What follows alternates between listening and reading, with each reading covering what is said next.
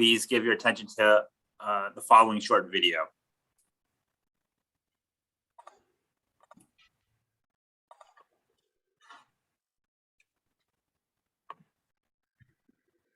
Jackie, if you have that. Sorry, I'm doing it. Yes, just one moment. Okay, thanks. Due to COVID-19, this meeting will be conducted as a Zoom meeting pursuant to the provisions of Assembly Bill 361, which suspends certain requirements of the Brown Act. This meeting is being live streamed on the CCTA website. The chair will call upon members, staff, and other speakers by name. Please speak clearly and state your name before giving comments or remarks. Persons participating via Zoom with their cameras enabled are reminded that their activities are visible to viewers. Members participating by Zoom wishing to speak should physically raise their hand and unmute their mic when called upon. Members should mute their mics when done speaking. Citizens participating by Zoom wishing to speak should use the Raise Hand feature or dial *9 if participating via phone, and the chair or staff will call upon them at the appropriate time. Citizens will have 3 minutes to speak. After 3 minutes, staff will lower their hand and mute their mic. Participants via phone will be called upon by the last 4 digits of their phone number. It is requested that public speakers state their names and organization, but providing such information is voluntary. Written public comments received in accordance with the teleconferencing special notice for public comment guidelines are printed on the meeting agenda. If authors of the written correspondence would like to speak, they should raise their hand and the chair will call upon them at the appropriate time. All written correspondence received after that and during the meeting will be entered into the record. A roll call vote will be taken for all action items. Thank you for participating in a meeting of the Contra Costa Transportation Authority. All right, next we'll do a roll call. So Jackie, if you can conduct the roll call, please. All right. Member Arce? Present. Member Dugan? Present. Thank you. Member Germain? Member Karimi? Present.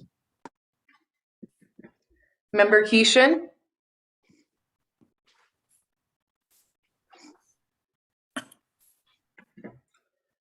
Member McWee? Present. Member Olson? Present. Member Riley? Member Riker? Present. Vice Chair Pinkham? Still here and above ground, thank you. Chair Sarmiento? Present. Okay, so we have all members present except for Committee Member Germain, Committee Member Keeshan. They're both absent. All right, thank you for the roll call, Thanks. Jackie. The next item on the agenda is public comment. Jackie, have we received any public comment? We have not received any public comment. Okay, is there anyone wishing to speak during public comment on an item that is not part of the agenda? If so, please raise your hand and I will call on you. I see Oli has waving his hand there, so Oli. Yeah, this is Ole Olson, a member of the Delta Peddlers Bicycle Club and resident of Pittsburgh. And I would like to speak as a member of the public right now rather than as a member of this committee.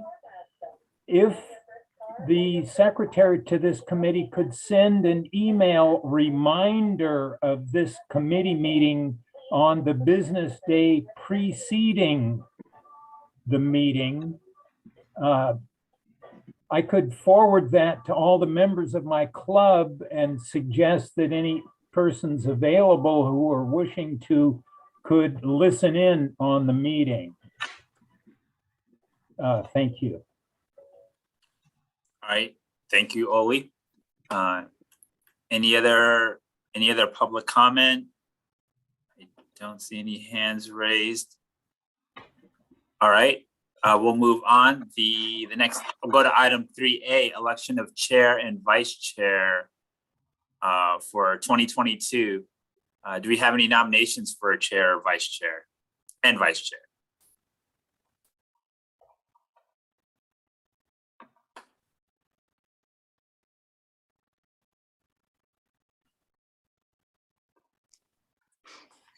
All right, seems a little quiet here. I don't know if anybody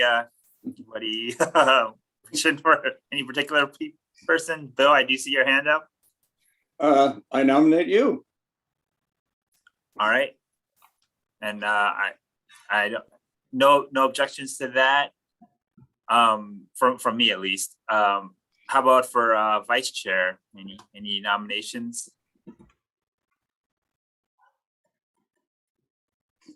If none, I could nominate Bill to again as to re-up as vice chair. Yeah, Robert and Bill, Sean Dugan here. I was going to suggest that I would volunteer to nominate myself to be vice, to let Bill off the hook this year, if that's appropriate. I think that's a good idea. It's a real good idea. And get some young blood in here Yeah, I have no objections to that either. in a position of.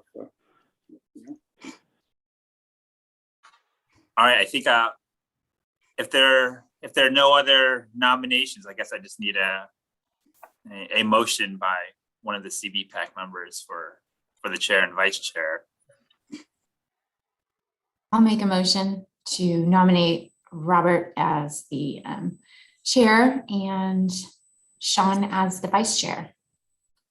All right, do I have a second? I'll second. All right, have a first by Kirsten and a second by Bill. Jackie, if you could do the roll call, please. Roll call vote, please. Okay, committee member Arce, Aye. committee member Dugan, Aye. committee member Germain, committee member Karimi, Aye. committee member Keeshan, committee member McWee, Aye. committee member Olson, Aye. committee member Riley,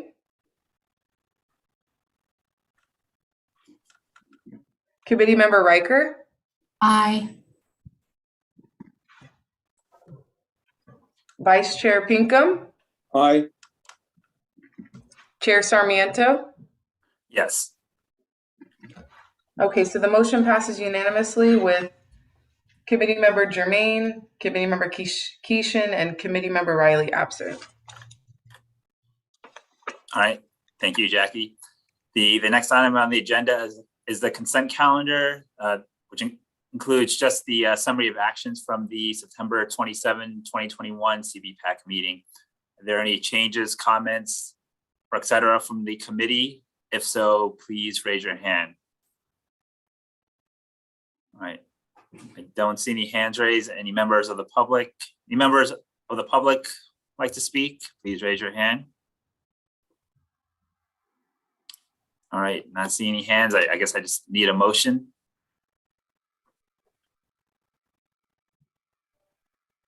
So moved. All right, first by Oli, need a second. I'll second it. All right, second by Ozzy. All right, Jackie, if you could conduct a roll call vote for this item, please. Okay, committee member Arce, Aye. committee member Dugan, Aye. committee member Germain, committee member Karimi, Aye. committee member Keeshan, committee member McWee, Aye. committee member Olson, Aye. committee member Riley, committee member Riker, Aye. vice chair Pinkham, Aye. chair Sarmiento. Yes. Okay, motion passes unanimously with committee members Germain, Keeshan, and Riley absent. Thank you. We'll now move on to regular agenda items. We'll talk about item first, 5A, general discussion, accommodating electric assist bicycles and personal mobility devices. This item will be presented by Colin Clark, CCTA staff. Thank you, Chair Sarmiento. Morning, everyone. So this was mentioned back in the September meeting. So there's no formal presentation that was requested, but I have a number of discussion questions to get the conversation started, and I figure you all can take it wherever you'd like to take the conversation. Just to kick it off, I wanted to share in terms of electric assist bicycles and personal mobility devices. Just this morning, there was an article in the New York Times and MSNBC making an argument to give every American an e-bike, and that one single e-bike manufacturer and direct-to-consumer company has already replaced 338 million car miles with e-bike miles. So in terms of a viable transportation mode for communities of all types, rural, suburban, urban, there's a huge opportunity here in terms of climate resilience and mode shift and public health and a number of other benefits that I know you're all well aware of. But another thing that I wanted to mention is that some of the e-bikes that are going to be that are already commercially available now and will be commercially available in the United States within the next calendar year. The speed of the e-bikes will be going up to 37 miles per hour sometime in 2022. So that is, something I want this group to be aware of and thinking about in terms of what that means for multimodal cooperation and in terms of mixed use paths and trails and on-street accommodation, what types of facilities, what types of safety accommodations, what type of separation, physical or not, all these types of things. I'd like to hear from you all about how you think CCTA can be addressing these things. All right, thank you, Colin, for that information. If any committee members have any questions or comments for Colin, please raise your hand. All right, I see Margie has her hand up.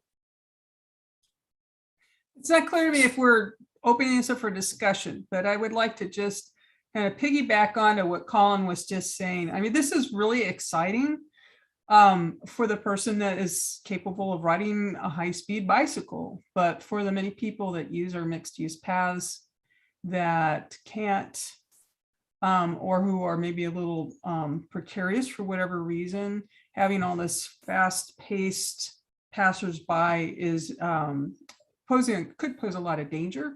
And I also think that a lot of our paths are not really all designed for that kind of traffic. And there's a lot of places I know in the county that are uneven or dangerous to begin with. As a wheelchair user, I find these all the time.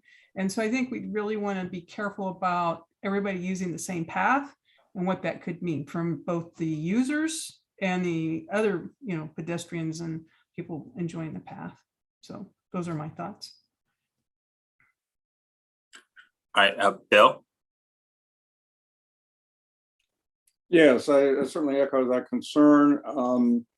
Richmond BPAC has been dealing along with the Bay Trail people. We're working together on trying to figure out how to, signage is one thing, trying to figure out how to slow down traffic on the Bay Trail already. Combination of some irresponsible electric bike riders, and even the people on tight shorts on carbon fiber bikes, etc., who are just whizzing along faster. My particular bike cuts out at about 20 to 25, somewhere in there, and that is fine. It's plenty fast. I don't really see the need for a 37-mile-an-hour vehicle. You might have to require it to be in the traffic lanes. I don't know, but something like that and there will be people, inconsiderate people, something like that on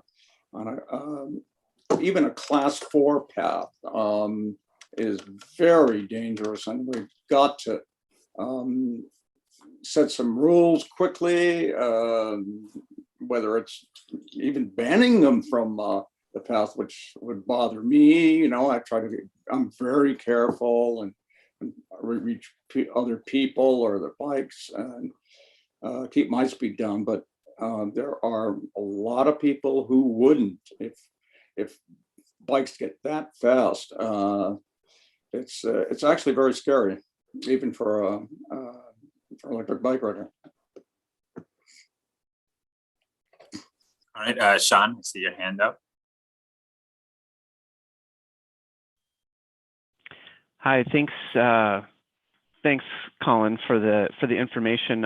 One, just a request. I was hoping you could share that link to that article. It'd be a good read.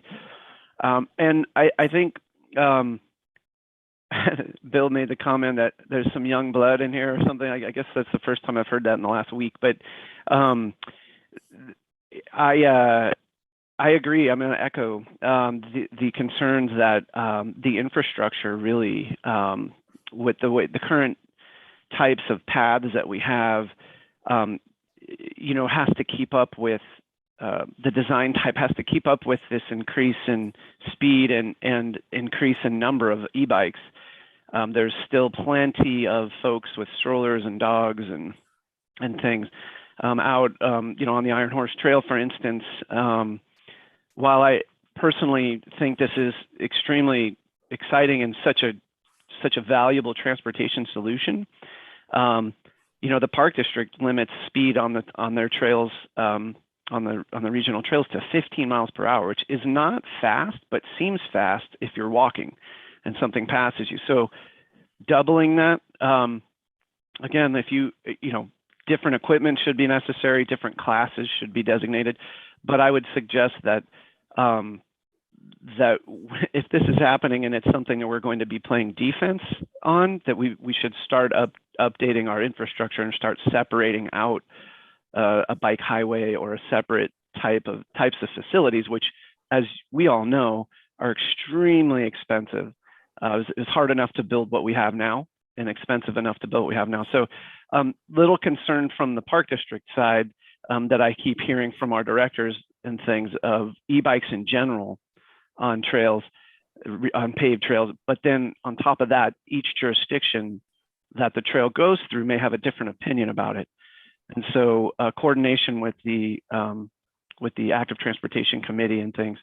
Anyway, it's a lot to talk about, and I'm just echoing the concern, but also recognizing that this is something that I think is happening that we need to react to rather than be caught flat-footed. All right, I saw Oli's hand first, and I'll go to Ozzy after. So Oli. Yeah, thank you. Ole Olson, Delta Peddlers Bicycle Club. First, a request of staff. Could you copy and paste the article from the New York Times in an email? I have used up all my free references to New York Times articles, and I have to subscribe to get the next one, and I'm not going to do that, but I'd love to read the article. Second point, I want to say more bikes are better, bring them on. Electricity or manual, the more bicycles we see out on public streets, the better. Motorists will become more aware of bicycles if we're all over the place. Bicycles are a good thing. Your average car trip is under 3 miles nationwide. That includes the Midwest, where there's acres and acres of cornfields. So in the cities, well, I'll tell you a little anecdote here. When I was attending school at Bowling Green State University in Ohio, my next door neighbor drove his car 200 yards over to visit me and talk to me. And then when we finished talking, he drove his car back 200 yards. An electric bike is just perfect for him if he'd get one. And if he got a free one, that would be fine. 37 miles an hour, no problem. Now, we do need more infrastructure to accommodate all these bicycles. Public streets, every arterial street needs a bicycle lane, one in each direction. If we have to reduce the number of car lanes, so be it. Here should be the hierarchy. We should have a sidewalk on each side of the street. We should have a vehicle traffic lane in each direction. We should have a bicycle lane in each direction. And then any excess street width between the curb faces can be allocated in whatever way the traffic engineer wants to do it. But a free electric bike for everybody, we're going to have to scramble to get some infrastructure out there. I say bring it on. We need a continuous network. To start with, we don't need a physical barricade, just stripe down the bike lane. Later on, we can straighten things out after bunches of electric bicycle riders going 37 miles an hour are hit by cars and killed. And the average American who doesn't ride a bicycle is going to say, hey, wait a minute, something's got to happen. Then we can worry about barricades. Right now, let's get some bicycle lanes striped on the ground. Thank you very much. This is the best news I've heard since I've become an advocate in the last century. All right. I see Ozzy had his hand up. You put it down. Ozzy, just want to make sure you still have a comment or no more. It's just hard to follow Oli's energy. I love it. I just wanted to, I would say I'm probably err on the side of Bruce's Oli's camp here. I think the more the merrier. And it's one of those like chicken or the egg, like, do we get the cyclists or the infrastructure? And I say, if we can get them both, that's great. You know, the other day, my partner mentioned that Bird now is selling e-bikes. I think they just announced it. And I asked him how much they were. And he said $20,000 or $2,000, but they only go 20 miles per hour. And I thought, that sounds kind of slow. And I put it in the sense of like, at the same time, multimodal has to stay at the pace to an extent, I think, of vehicle traffic, because I know there's some safety issues there as well.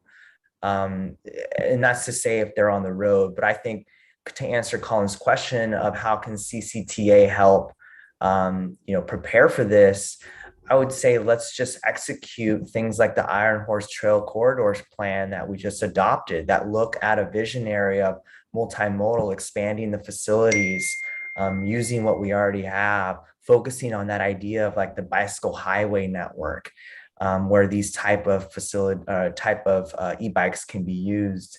But kind of separate from that, my only real other comment kind of speaks to the access point and how I think a lot of these are still very expensive. And I think a place where CCTA can help out is work with partners such as 511 to encourage those rebates that we saw last year, and really make those more accessible in a sense. So I think I'm more on the access piece. I'd like to see the e-bikes be a little bit cheaper, but my only 2 cents, like Oli said, this is great news, I think, all around. Thanks. All right, Kirsten. Yeah, ditto everything that Ozzy just said. I agree 100%. And I think there's no problem with bikes being able to go 37 miles per hour, because if we're really trying to replace vehicle trips, it's got to be as convenient and easy to get to places as a vehicle. Otherwise, people aren't going to do it. And, with the state of transit in Contra Costa and other suburban places, the e-bike is really the missing puzzle piece to getting people out of their cars, I think. So, one of the scariest things of biking right now, if you're on a regular bike or even a slow e-bike, is being in that shoulder, even if it's a painted, well, the painted ones are much better, obviously, but if you're sharing the road and cars are getting around you, that's the danger point. So if you can go 37, you can be in the middle of that lane. People aren't going to hassle you as much. It's safer. I think CCTA can, in terms of long-term planning, we got to get together with the East Bay Regional Parks and really start an education campaign on the trails. Obviously, nobody should be going 37 miles per hour on a bike, Iron Horse Trail. And already, when I ride my e-bike, I have to slow down. It's easy to get going over 15 on that trail. So making an engaging education campaign is something we could look forward to. And obviously, like Ozzy and others have said, long-term planning for any infrastructure to widen the trails, cover the canals, make separate bike highways, that should be a big time goal. And CCTA should be doing a lot of lobbying to get the money for the expanded rebates. From the Air District. Right now, Air District doesn't allow money to be spent on e-bike rebates. So, currently we're already working. We have a meeting set up actually today after this meeting to talk to the Air District about that once again. So, as much lobbying as CCTA can do, not only with the Air District, but the state of California, et cetera, to get the money out there will help. So exciting stuff. All right, thank you. Bill? Yeah, just to comment on the rebates, happy to get it. But the ironic thing is there are rebates for electric cars, federal rebates, which are significant. What I was thinking about was it's a concern of Richmond BPAC, and we're not quite sure what to do. Education program is great. Not everybody's going to see that. In fact, a lot of people won't participate. How do you enforce the speed limit? We tried at one point, the Richmond police have a group of young people called the Rangers, and they can't arrest anybody, but they will report crime. That didn't really work out on the Bay Trail. So I guess it just remains a question for us of how does it get limited and how does it get enforced, controlled? It's a very tough question. And I certainly don't have the answer.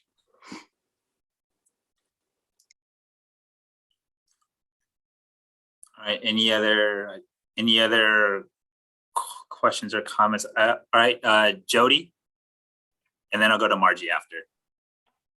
Hi, I don't have my camera on today. I'm Jody London. I'm the County Sustainability Coordinator. And well, actually, Jody, sorry for interrupting. I realize if you're not committee I member. know, I was waiting for public comment. So tell me when you're at public comment. Okay, yeah, Jody, I'll mention public comment after. All right, thank you. Comments, though. My apologies. Margie. I just, as we expand out the conversation, want to come back to, we need to be mindful of people that are not able to afford these bikes. Access for our, I don't know what we say, our lower income populations where $2,000 is, almost half a month's worth of rent. And this is a luxury item. So I think we need to be mindful of that. And I come back to, I may have said it at first, but again, not everybody can ride a bicycle. And so we want to be protecting of those populations that are not able to ride a bicycle, and not just, charge forward and say this is perfect for everyone. It will be perfect for a lot of the people, but not for everybody. Thank you. All right. Any other committee questions or comments? If none, I did have a couple of comments. One, just to repeat what a number of committee members already said about in line with, if we're going to have more e-bikes, especially at higher speeds, to have the implement the e-bike infrastructure around the county, which includes also, I know I've been in recent meetings with Caltrans.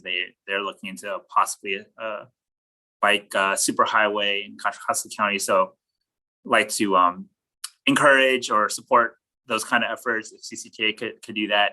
The other comment I have is, I was kind of surprised, to be honest, about the 37-mile-per-hour speed limit. I think that is really fast, and I have an e-bike, and even I haven't gotten to that speed. But I think with that kind of speed limit, or on an e-bike, having education and enforcement to make sure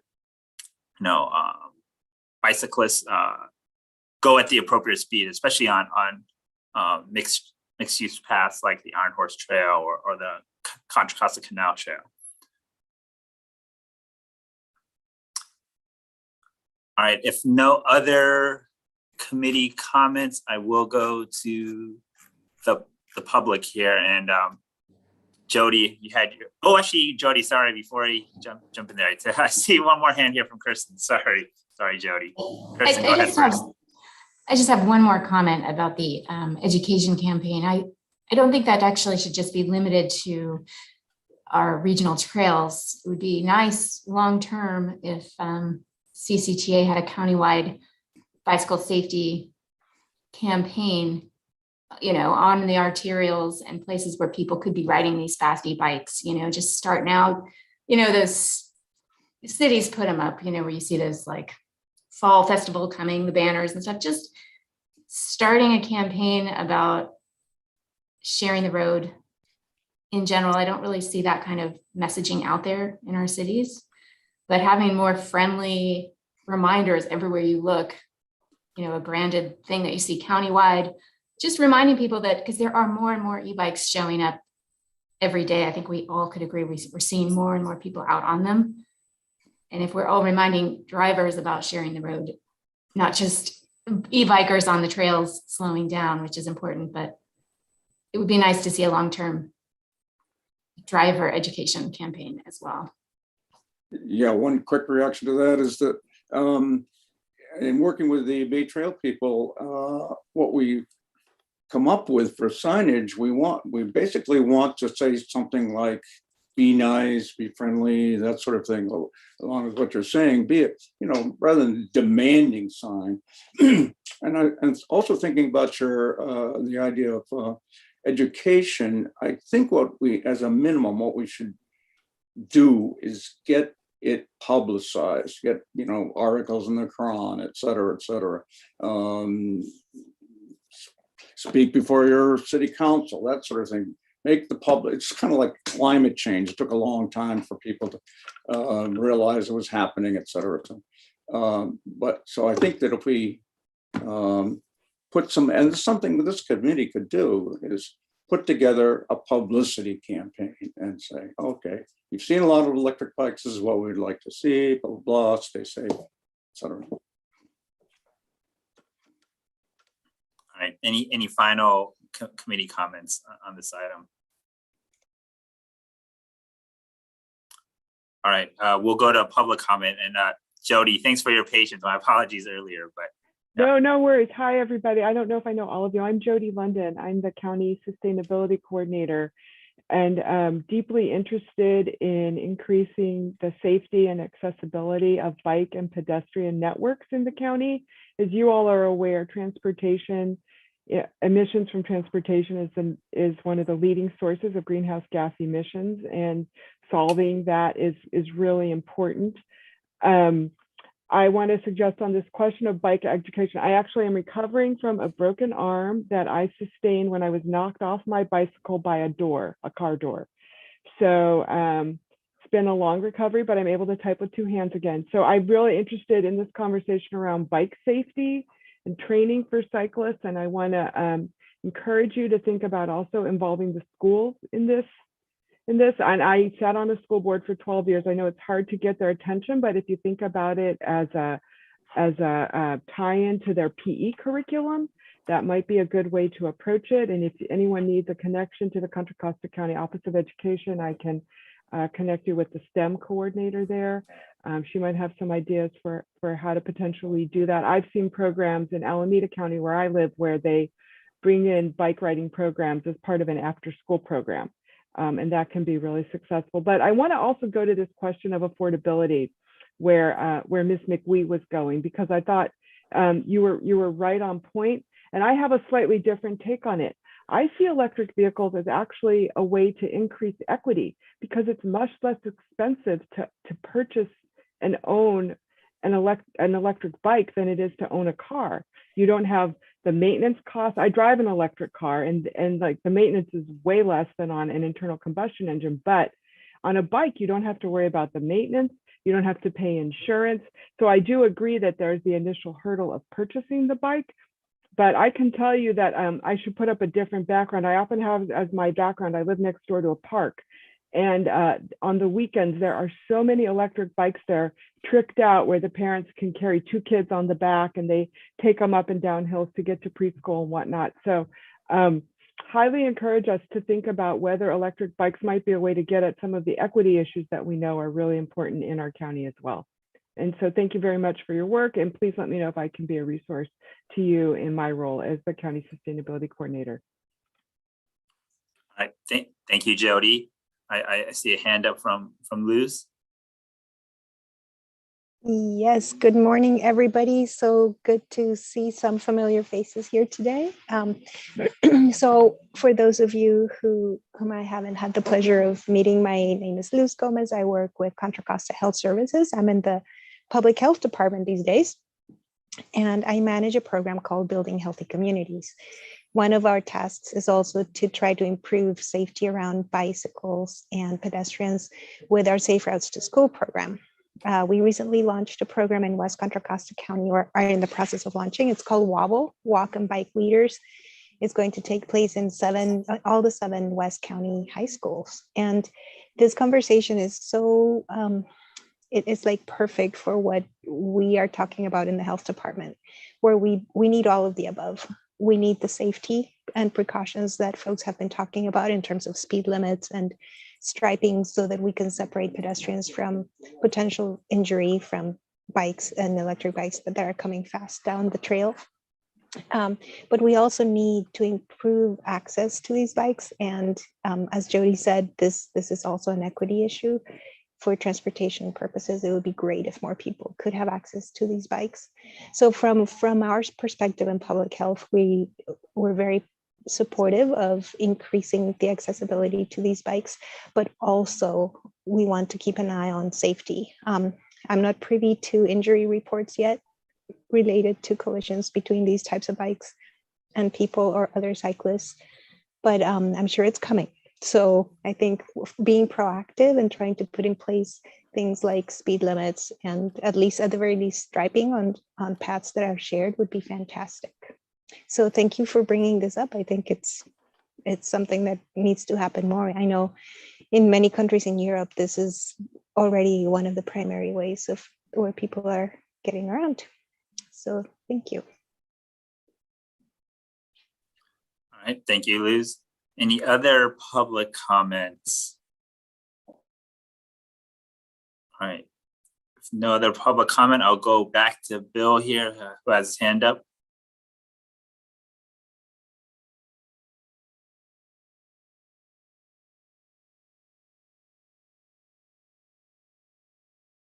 Bill?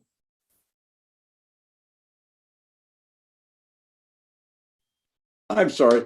In Richmond, we have an electric bike share program, and with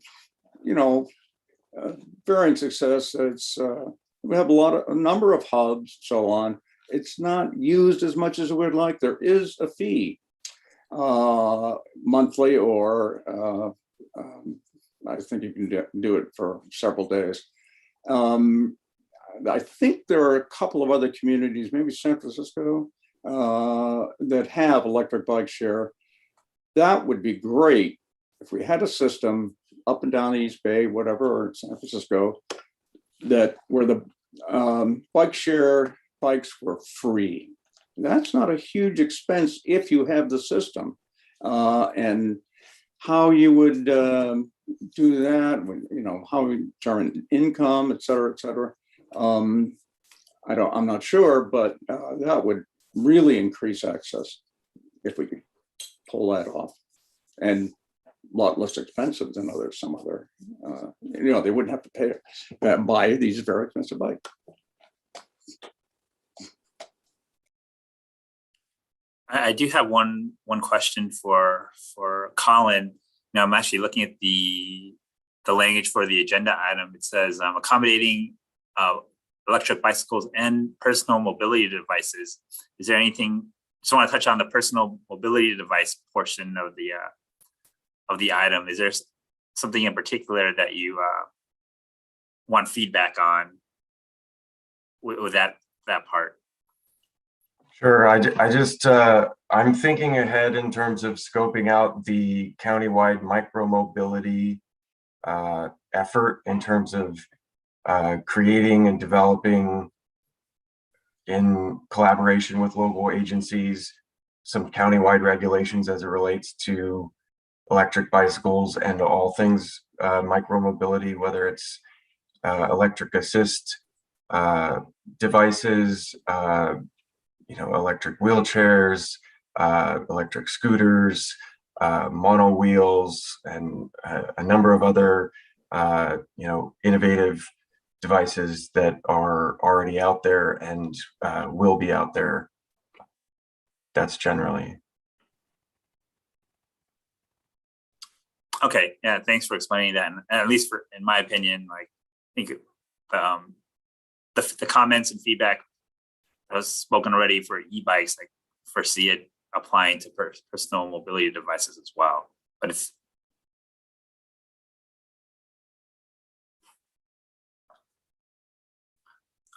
all right, Kirsten. Yeah, well, we've talked about it before, but really trying to work with the East Bay Regional Parks to allow micromobility beyond bikes on the trails it should have already happened.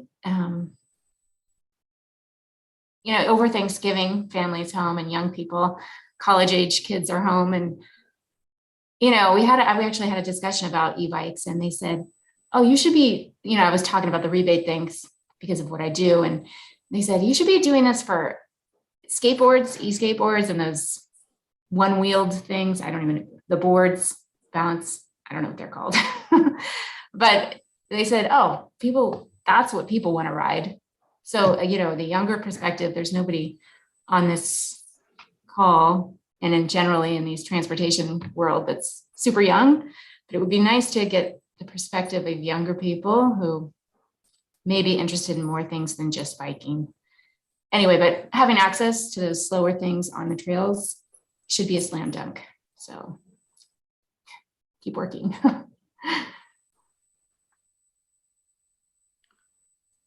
And thank you. Any other final questions or comments on this item? I see Oli's got his hand up. Oh, Oli, sorry if I missed that. Maybe my connection's kind of bad here, but yeah, Oli. Yeah, thank you, Robert. You're forgiven. I am hard to miss, but you're good at everything. Thank you. If we draw back a little bit and look at the big picture, a car is just a motorized wheelchair.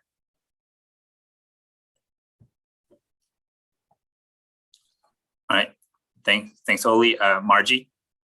I just want to affirm that these other devices should be included in the conversation, both for the younger generation that's adapting to these newer devices, but also to people that are using scooters, whether they're the stand-up kind or the seated kind, or as Colin pointed out, devices that are used to power a wheelchair. And that's a whole different mode of transportation. The more you get towards those the devices that are used by people with disabilities. But as we've been saying, they also need to be equally as included in the conversation because they're having to maneuver and accommodate for these electrical bikes. And when you've got, you know, a slower moving person on it with an electrical device that may or may not have like the agility of a car or the stopping or whatever, and then you've got people coming by with fast bicycles, that adds to the safety issues I was trying to express before. So to Ollie's point, we need to broaden out, but look at the whole universe of devices and the types of users that are using them. And I think that's what our committee is about. So I just want to say amen. All right, Colin, I see your hand up.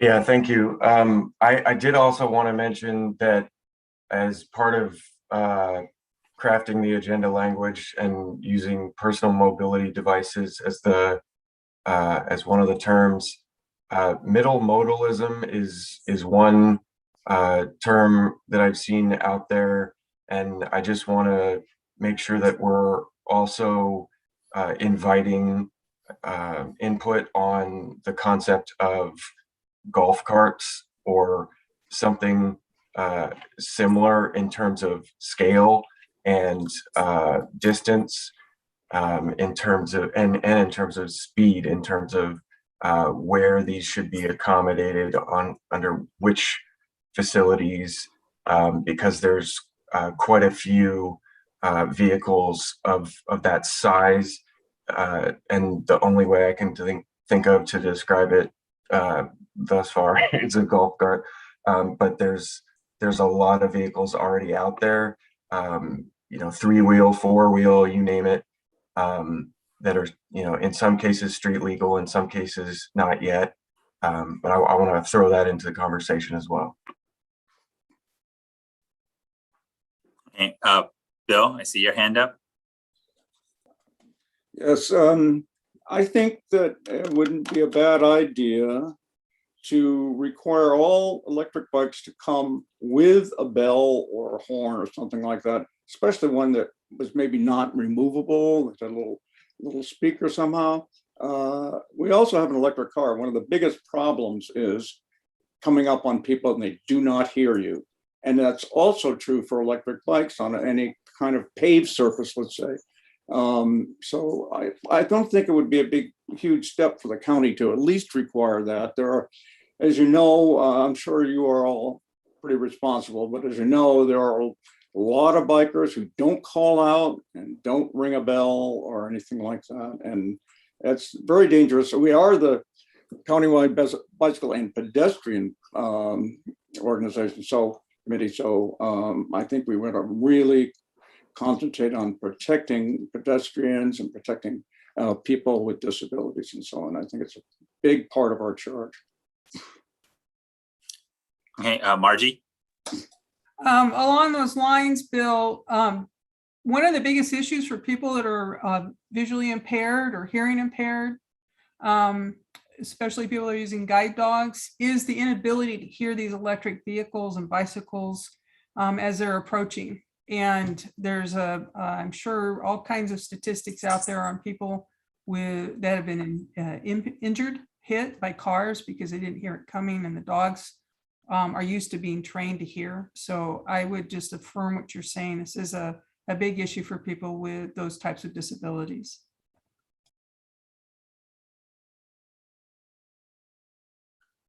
All right. Any other final comments on this item?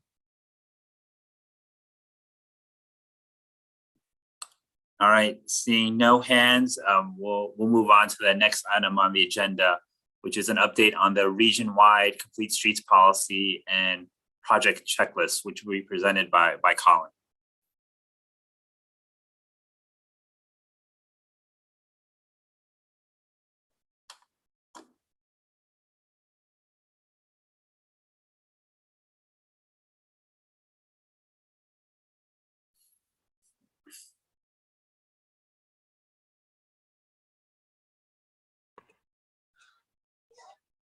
So I just wanted to give a quick update on the regional active transportation plan that is underway, being developed by MTC and is going into next calendar year.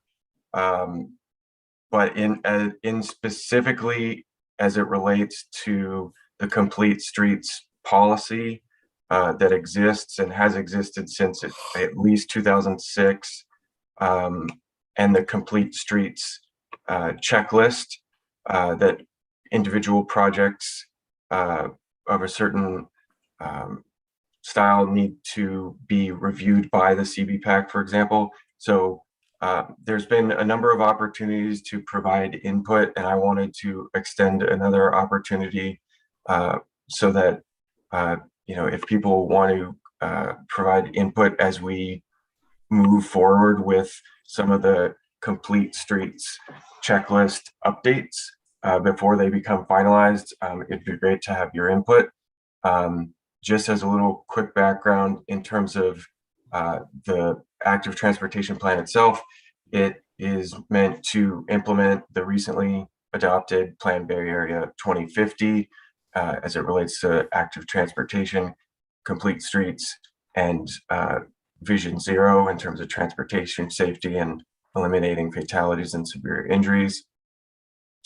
And I want to just quickly show the active transportation plan timeline going into next year. It'll be summer of next year, most likely. So MTC Resolution 3765 is the one that we've talked about at CBPAC. Resolution 4202 was the OBAG 2 funding cycle, and OBAG 3 is anticipated to come up in April for a call for projects that would include Contra Costa. Caltrans has a deputy directive and policy that's being updated alongside this active transportation and complete streets policy update. And so in terms of the policy that's being considered, this is the kind of draft from MTC's consultant, and wanted to at least be able to present this briefly so that we can start thinking about some of the specifics and how we might want to provide input on the complete streets policy and the checklist itself in terms of specific questions and when it should apply and how it addresses different issues that are of concern to you all in terms of the different, competing priorities that we have in terms of, gap closures, equity, safety, and everything else. So I have this slide and then one more after it that I'll share as well. But I just wanted to at least give you the opportunity to see this and have an opportunity to provide input. The CTAs, the congestion management agencies, and transit authorities and transportation authorities are going to be meeting with MTC in January on this topic. And so I wanted to provide you all an ability to share your ideas going into that meeting. All right, thanks, Colin, for sharing this information. Does any committee members have any comments or input for Colin? Bill?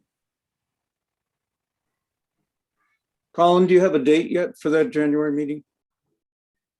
I think it's January 6th and 7th, depending on people's availability. So if you all can get me, written or verbal comments anytime before then, I think that should be good. Okay.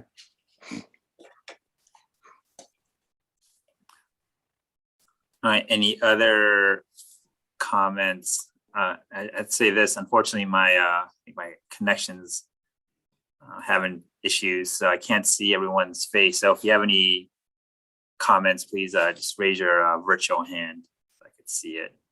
Yeah, hi, this is Oli. I don't have a virtual hand to raise. I got an old computer, sorry. That's fine. Go ahead, Oli. No worries. I would like to offer Colin a thought to submit to MTC for its policy, and that is freeways are barriers to transportation. Everybody that crosses a freeway has to do so at a formal freeway crossing. Most of those are underpasses or overpasses, but occasionally we have a bicycle ped bridge or underpass also, but usually it's a car underpass or overpass. So let's request the first construction to be a bicycle lane on each side of the street leading to the freeway crossing and leading away from the freeway crossing, perhaps 1 mile on each side of the freeway crossing. Right now, most of our freeway crossings do have under them, Caltrans requires space for the bicyclist. But on each side, the arterial street, the collector street, there is not space for the bicycle. So let's request a K-rail protected bike lane within 1 mile on each side of the freeway crossing. You know, that's just a start. And then we can connect the network from there. Thank you. Yeah, I appreciate the input. All right, any other comments or input for Colin here?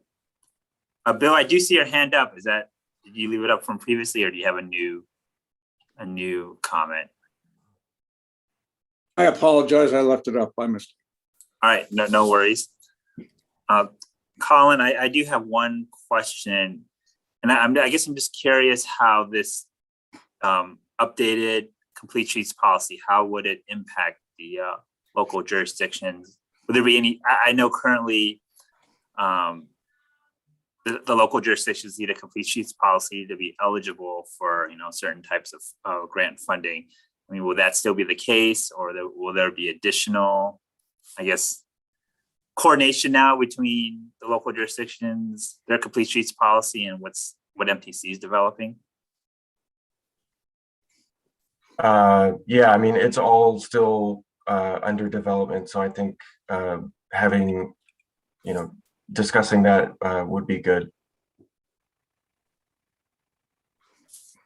Colin, if you could repeat that again. Sorry, my connection's not working too well here. If you repeat your response, my apologies. Sure. So this is still under development by MTC and its consultant.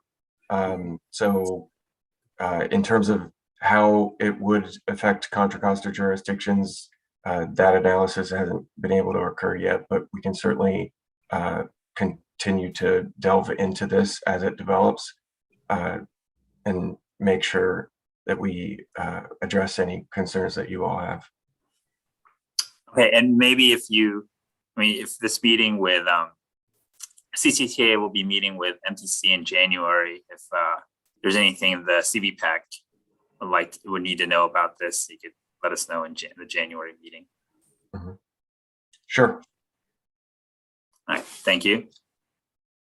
All right, any other comments or questions on this item? Or any members of the public have any questions or comments? All right, seeing none, we'll move on to item C, update on the Countywide Bicycle and Pedestrian Plan implementation, including Countywide Vision Zero and Countywide Pedestrian Needs Assessment. This item will also be presented by Colin. Thanks, Chair Sarmiento. So the pedestrian needs assessment countywide is under development and will be distributed to the CBPAC and probably the Vision Zero working group at the same time, sometime in the next couple months, and there'll be opportunity to provide input before or during the input process that we get from the Regional Transportation Planning Advisory Committees, which has each of the local agencies on it. So that's coming up. The Countywide Bike and Ped Plan that was adopted in 2018 by the CCTA board. There's a contract amendment coming up that'll go to the planning committee and the full board likely in January that would include the technical updates. For example, the mapping and GIS data. And so if there's any updates that any jurisdictions or any of you all know about, please let us know. There's also an effort that will be prioritizing projects.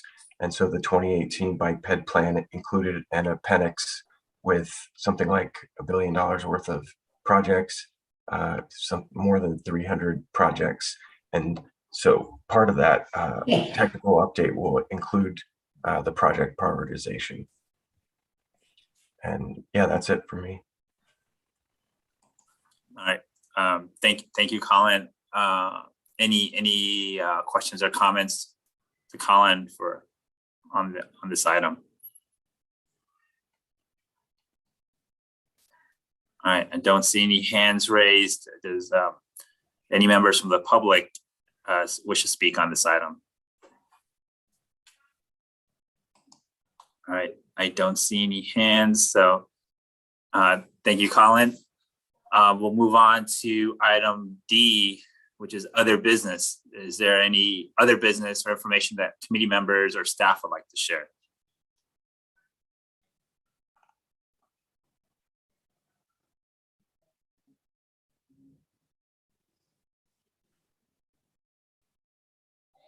All right, I don't see any hands. Looks like member McWee, Chair Sarmiento. Okay, and yeah, thank you. I guess again, still having connection issues on my end. So Margie, please.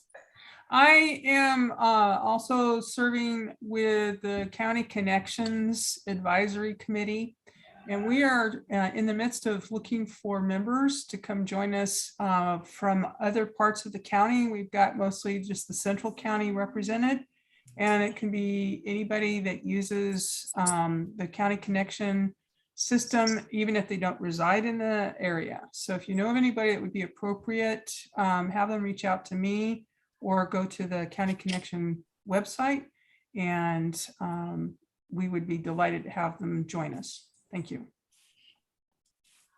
All right, thank you. Kirsten?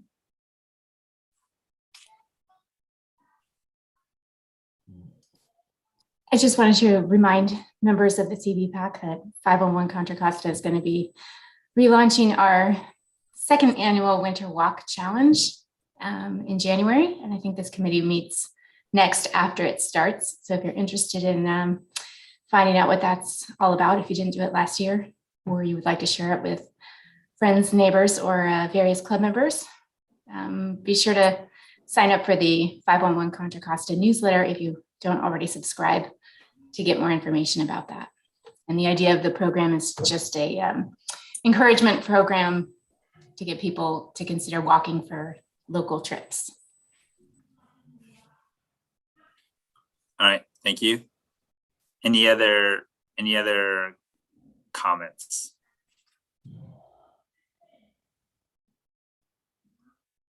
I don't see any other hands up. If anybody else likes to speak. All right, hearing none, I will go to the next, I think the final item on the agenda, upcoming subjects for discussion. Are there any upcoming topics that committee members would like to discuss?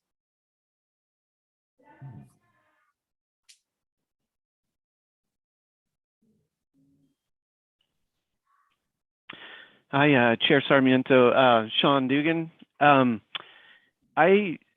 feel like, I don't know how folks feel about this. I feel like we could talk more about devices, but specifically, are there examples of how other jurisdictions and counties and transportation agencies are approaching this? Are we on the cutting edge, the cusp, and we're waiting to see? And that seems like a loaded question, maybe, but I don't know. I'm just throwing it out there that this is something that I think that generated a lot of buzz in this group today, and that could be continued as a discussion.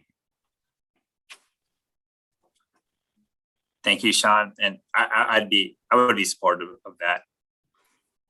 I also. And we've been working on our 2-month follow-up survey data from our e-bike rebate program, and we have a lot of good data in that, and there may be enough information in there that would be interesting to the committee to share results of that at our upcoming meeting in a month or two. Yeah, that I'd be interested to see that. Bill, I see your hand up. Yeah, I think it's a very good idea. Maybe we should make sure we contact Bike East Bay here and the San Francisco Bicycle Coalition, Marin Bicycle Coalition, et cetera. And they would probably have a better handle on what's going on in San Francisco, et cetera.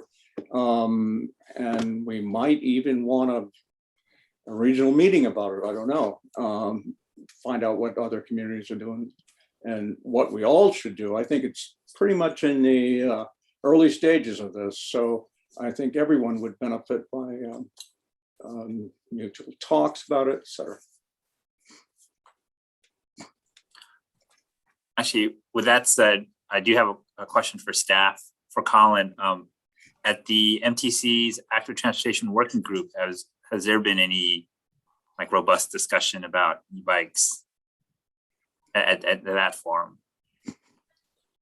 Yeah, so the Active Transportation Working Group that MTC hosts something like quarterly meetings. I do update this group with that information, and I'll have to see.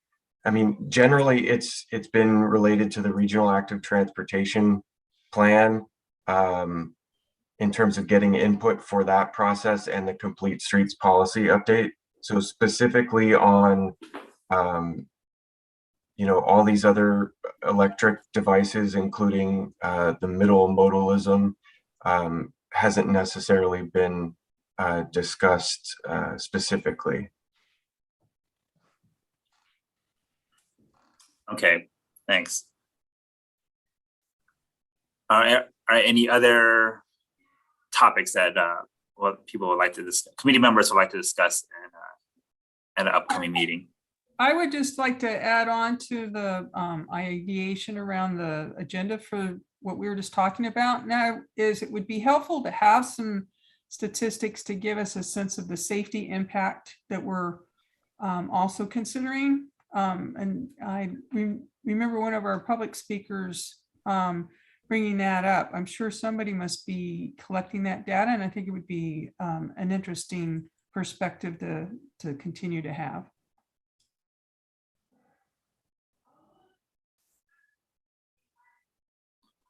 Okay. Any other? Actually, I have one other question. Okay. I wonder if we could invite somebody from East Bay Regional Parks to talk about issues that they're getting a lot of reports on the trails, and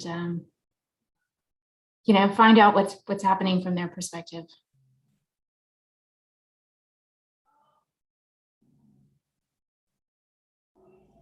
And that would be something that members from other counties, BPACs would, at least for Alameda, would probably be interested in hearing about as well.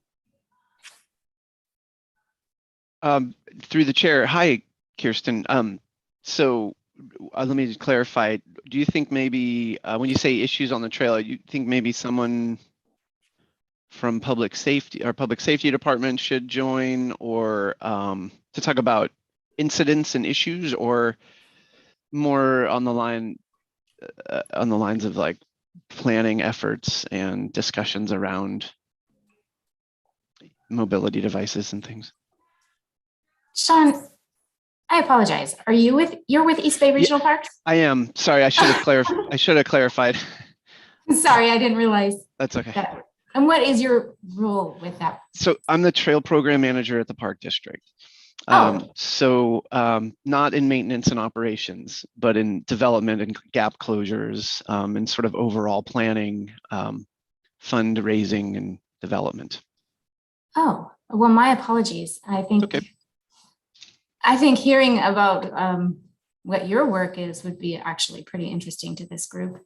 But when I made my suggestion earlier, I guess I was thinking more along the lines of perhaps staff that's out there day to day and sort of eyes on the trail morning till evening. And I mean, I think we all probably are using the trails in our limited, trips, but somebody who's out there day in and day out might have an interesting perspective. Okay, thanks.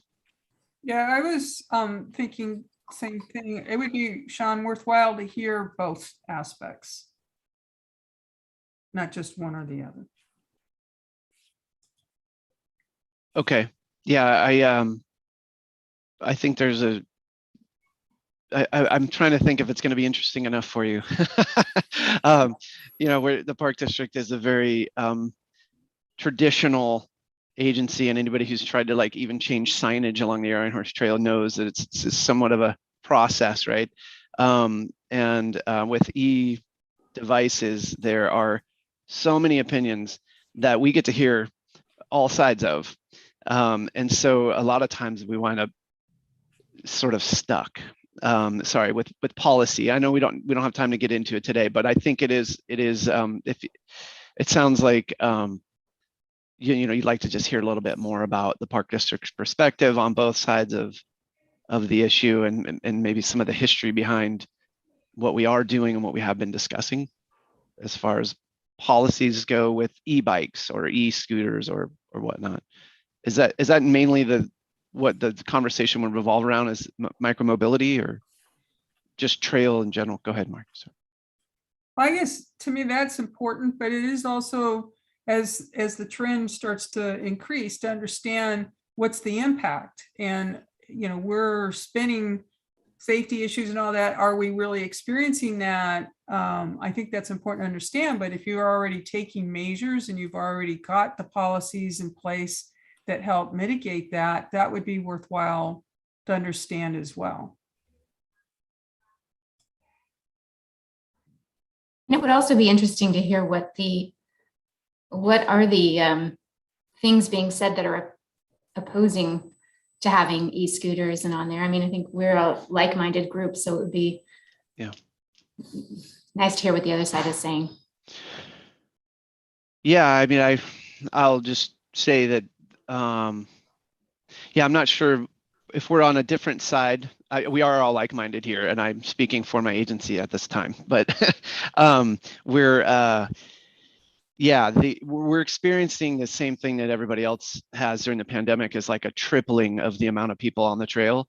And so it concerns our board when discussions come up about adding more things that move quickly into an area where there's already crowding, and a lot of interest in the infrastructure expansion of the Iron Horse Trail corridor in particular, to start separating users. And on top of that, we're also dealing with this increased amount of controversy around sharing of trails in our parks as well, because we do that side of it, the dirt side of it, in the backcountry as well, and that's taking up a lot of our bandwidth. But anyway, let me talk with Robert and Bill, and let's come up with and Colin to come up with some kind of topic or overarching discussion that we can have at the park district, and whatever background I can provide can be helpful. Sound good?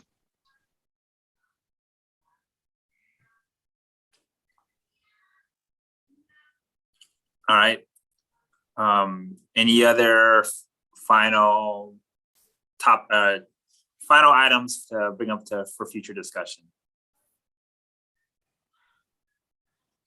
Just All a right. real quick one. Oh, I go. think there's the Concord project that was on the agenda in September for CBPAC. I believe that was continued to January. So the city of Concord will bring that complete streets checklist for review, likely in January or the meeting after that. So just a heads up. All right. Thanks, Colin. All right. If no other This is items. Ole, may I speak one last thing? Yeah, go ahead, Ole. Concord's Bicycle and Pedestrian Advisory Committee is meeting next week. I think they're Wednesday evening at 6 p.m., but look on the city's website to confirm that. They always want input. They only meet quarterly, and it seems like every other quarter they cancel the meeting because there's not enough stuff to talk about. We got a lot of stuff to talk about. Let's give them hell. Thanks. All right. Thank you, Ole. All right. We'll move on to item 6, which is adjournment. So this meeting is adjourned. The next meeting will be taking place on January 24th, 2022 at 11 a.m. And this meeting, according to my clock, is adjourned at 12:19. So you all have a good rest of your Monday.